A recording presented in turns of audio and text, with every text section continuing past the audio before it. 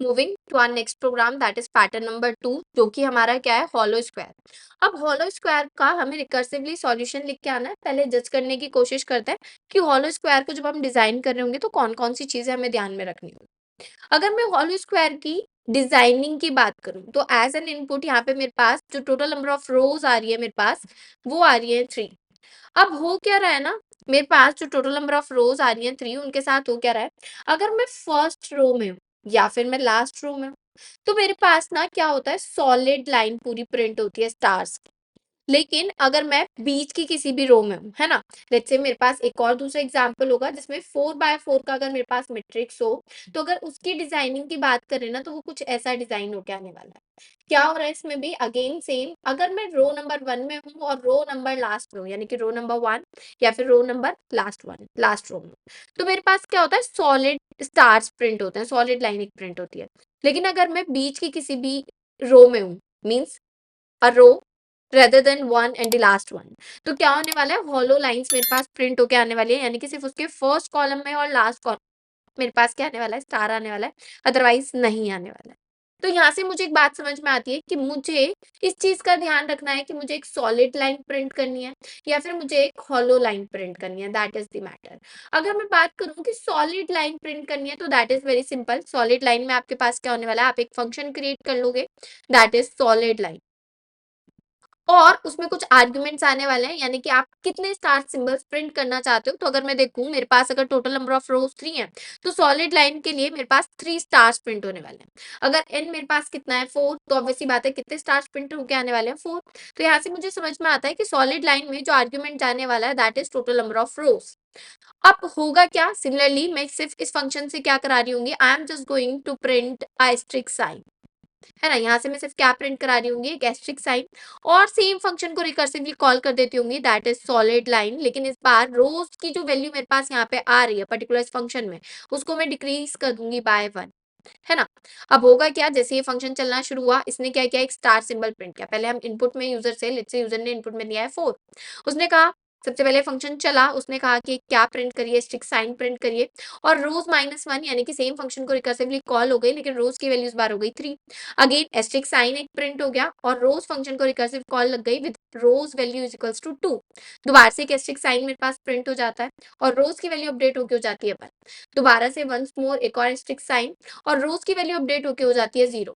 अगर मैं देखूं तो मेरी एक solid line with n number of rows print हो चुकी है, नंबर ऑफ स्टार्स के साथ प्रिंट हो चुकी है। और यहाँ से फिर मैं क्या कहती हूँ, बेस कंडीशन की बात करें तो क्या होने वाली है कि अगर अपडेट होते होते मेरी रोज की वैल्यू कितनी हो जाए, 0 हो जाए, प्लीज एग्जिट दिस फंक्शन, यानी कि यहाँ से क्या कर जाइए, आप रिटर्न कर जाइए। तो यहाँ से मुझे किसका सॉल्यूशन समझ में आता है, मुझे अपना सॉल्यूशन समझ में आता है, किसके लिए, सॉलिड लाइन के लिए। ठीक है, तो एक काम करते हैं, फटाफट पहले सॉलिड लाइन को इम्प्लीमेंट करके आ जाते हैं अपने कोड में। इधर से जाके अपना पैटर्न फाइल बनाते हैं, that is hollow square dot जावा, और इसमें लिखना शुरू करते हैं। एक एक करके हम सारे फंक्शंस को इम्प्लीमेंट कर रहे होंगे। तो इधर से जाके सबसे पहले मेन फंक्शन को कॉल कर लेते हैं, और मेन फंक्शन से पहले अपना फंक्शन क्रिएट करना शुरू करते हैं। क्या हमारे पास फंक्शन रहने वाला है, function will be static void, let's say print, या फिर हम कह देते हैं इसको solid line, better it will be solid line, जिसमें मेरे पास एक आर्ग्यूमेंट आने वाला है, किसके नाम से, रोज के नाम से।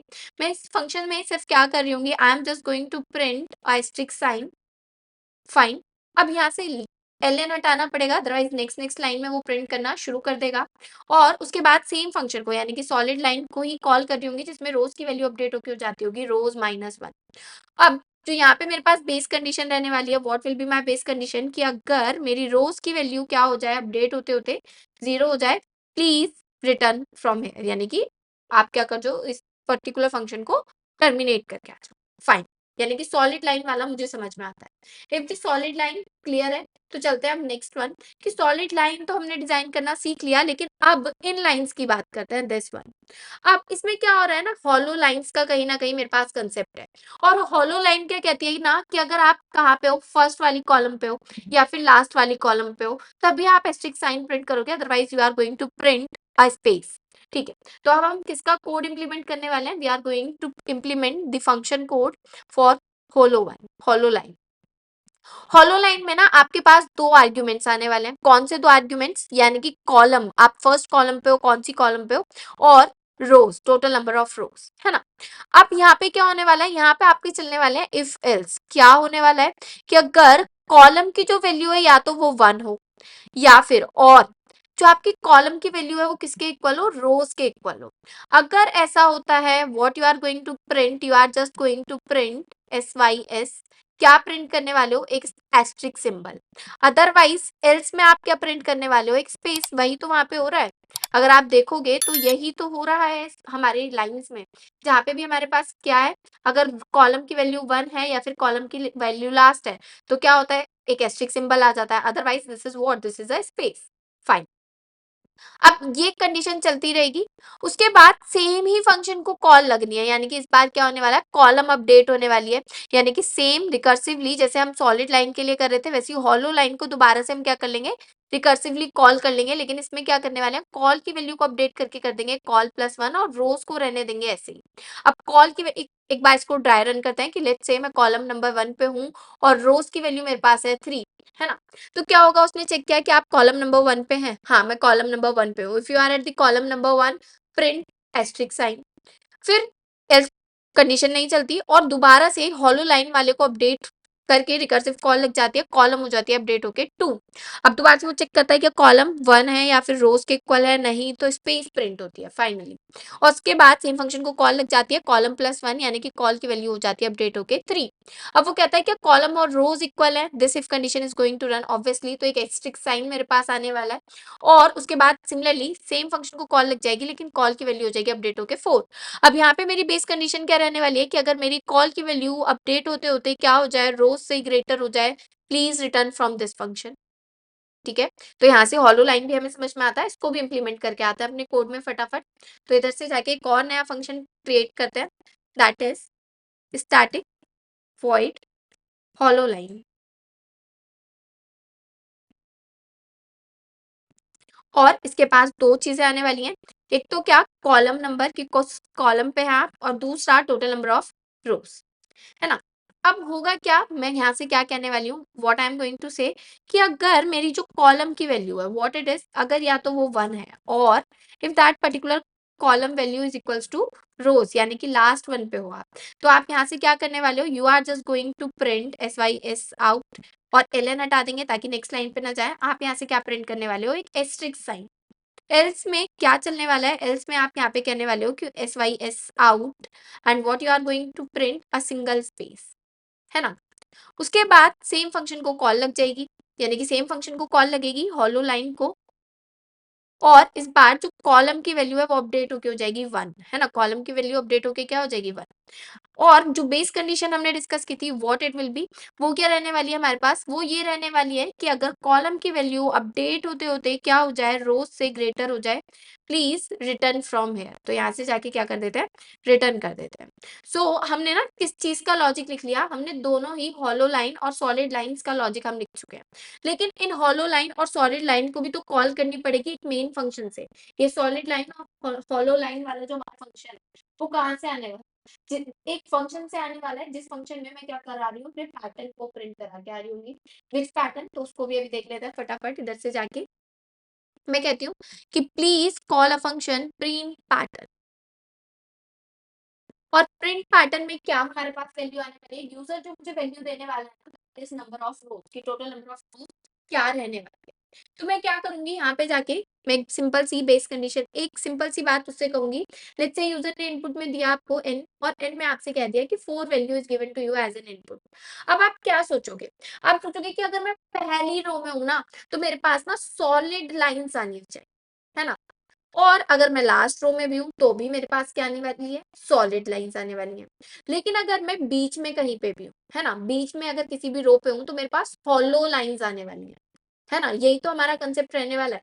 यानी कि जब मैं प्रिंट पैटर्न और इसमें n यानी कि नंबर ऑफ रोज को पास करा रही हूँ, what I am going to say, मैं उससे ये कहने वाली हूँ कि आप क्या करना, यहाँ पे n के साथ साथ ना एक करंट रो वाला भी वेरिएबल ले लेते हैं कि करंट रो और टोटल नंबर ऑफ रोज। यहाँ से जाके क्या मैं कहूंगी कि अगर आपके पास जो करंट रो की वैल्यू है वो 1 है, या फिर जो करंट रो की वैल्यू आपके पास क्या है, n है, यानी कि n के इक्वल है, रोज के इक्वल है। तो यहाँ से तो आप किसको कॉल कर लेना, सॉलिड लाइन वाले को कॉल कर लेना फंक्शन को। अदरवाइज एल्स में आप किसको कॉल करना, एल्स में आप कॉल करना हॉलो लाइन वाले को, राइट। अगर आप फर्स्ट रो में है या फिर लास्ट रो में है तो solid lines, otherwise hollow lines को आप कॉल कर लेना। और सिमिलरली सेम फंक्शन को, प्रिंट पैटर्न फंक्शन को ही मैं क्या कर लूंगी, रिकर्सिवली कॉल कर लूंगी प्रिंट पैटर्न। लेकिन इसमें जो करंट नंबर ऑफ रो है CR को मैं कर दूंगी इंप्लीमेंट बाय +1, है ना, और n को एज इट इज रहने दूंगी। अब करंट रो अपडेट होते होते बेस कंडीशन जो हमारी रहने वाली है, अगर करंट रो अपडेट होते होते क्या हुई, हमारी n से ग्रेटर हो जाती है, तो हम क्या करने वाले हैं, रिटर्न करने वाले हैं इस फंक्शन से। बेसिकली यही तो हमने किया है। करंट रो में हमारे पास क्या वैल्यू आई 1, रो में हमारे पास यानी कि n में हमारे पास वैल्यू आई 4। हमने चेक किया क्या करंट रो n से ग्रेटर है, नो, तो करंट रो की वैल्यू 1 है, obviously I am in the first one, तो उसने सॉलिड लाइंस प्रिंट कर दी। फिर दोबारा से सेम फंक्शन कॉल हुआ और इसमें क्या हुआ, करंट रो की वैल्यू अपडेट होगी +1 हो गई, यानी कि करंट रो विल बिकम 2। उसने चेक किया क्या करंट रो 1 है, n है नहीं, तो हॉलो लाइन को कॉल कर दिया और इधर मेरी क्या प्रिंट हो गई, hollow line. Same function recursively call हो गया, दैट इज प्रिंट पैटर्न, लेकिन CR की करंट रो की वैल्यू अपडेट होके हो गई 3। इफ कंडीशन नहीं चलती है, एल्स कंडीशन में hollow line will print and again current row will be updated by 1, it will become 4। उसने फिर चेक किया क्या करंट रो n से ग्रेटर है, नहीं। जब क्या करंट रो की वैल्यू 1 है, क्या करंट रो की वैल्यू n है, हाँ ट्रू है, तो सॉलिड लाइन कॉल हो गया। और करंट रो की वैल्यू हो गई अपडेट, करंट रो की वैल्यू अपडेट हो गई 5। उसने यहाँ आके क्या चेक किया कि करंट रो की वैल्यू अगर n से ग्रेटर है, please return from here. I hope this solution is clear to you. तो इधर जाके इसको भी इंप्लीमेंट कर लेता है, यानी कि अपना प्रिंट पैटर्न एक फंक्शन हम बना के आ जाते हैं।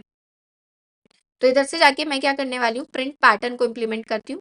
स्टैटिक वॉइड फंक्शन का नाम क्या है मेरे का, प्रिंट पैटर्न। और इसमें ना मेरे पास क्या आने वाला है, I will be having two things. एक तो करंट रो क्या है मेरे पास, एज वेल एज जो टोटल नंबर ऑफ रोज है। इसमें जाके मैं क्या कहने वाली हूँ, मैं इधर जाके इससे कहने वाली हूँ कि इफ माय जो करंट रो है, अगर या तो वो किसके इक्वल है, 1 के इक्वल है, और जो मेरी करंट रो है वो किसके इक्वल है, रोज के इक्वल है ना, जो रोज की वैल्यू मेरे पास आने वाली है। अगर ऐसा है तो आप किसको कॉल कर लो, you are going to call solid line, है ना। और इसमें क्या पास कर दोगे, अपने टोटल नंबर ऑफ रोज यानी कि 4 सॉलिड स्टार्स आपको प्रिंट कराने हैं। अदरवाइज एल्स में आप किसको कॉल करा लोगे, you are going to call the hollow line. और होलो लाइन में जो आपकी करंट कॉलम स्टार्ट होती होगी वो स्टार्ट होती होगी 1 से, और कहाँ तक जा रही होगी, रोज तक जा रही होगी, फाइन। अब सेम सिमिलरली फंक्शन को रिकर्सिवली कॉल करनी है, कौन से को, प्रिंट पैटर्न, जिसमें रो की वैल्यू अपडेट करके क्या कर देंगे, करंट रो +1। अब आ जाते हैं इसकी बेस कंडीशन पे, किसकी बेस कंडीशन क्या रहने वाली है कि अगर जो मेरी करंट रो की वैल्यू है वो अपडेट होते होते क्या हो जाए, रोज से टोटल नंबर ऑफ रोज से ग्रेटर हो जाए, please return from here and let's run this program. और इस प्रोग्राम को रन करने के लिए इधर मेन में जाके हम कॉल कर लेते हैं प्रिंट पैटर्न। और प्रिंट पैटर्न में करंट नंबर ऑफ रो को पास कर देते हैं हम 1, और टोटल नंबर ऑफ रोज को पास कर देते हैं हम यहाँ से 3। And let's execute run this program. तो अभी क्या हो रहा है, सेम ही लाइन में कुछ आउटपुट आ रहा है, यानी कि स्पेस या फिर प्रिंट एलन की हमने कहीं पे मिस्टेक कर देती है। लेट्स चेक कि कहाँ पे हमने प्रिंट एलन लगाया है। ओके, सो तो हमारा जो मिस हुआ है ना वो यहाँ पे, कि नेक्स्ट रो में जब भी वो आता है ना, तो जैसे ही या तो इफ एल्स कंडीशन में से कुछ चला है और दोबारा से क्या हो जाए, नेक्स्ट लाइन पे वो क्या कर जाए, मूव कर जाए। अभी रन करते हैं, तो अभी हमारा आउटपुट एकदम सही आता है 3, फिर hollow and then again a solid line. Same function को एक और बार कॉल करके देख लेते हैं, जिसमें रोज की वैल्यू को पास कर देते हैं 5 and let's run this program. तो अगर इसका आउटपुट अभी देखेंगे, it's again a hollow square. So we have done the solution for hollow square as well. I hope it is clear to you.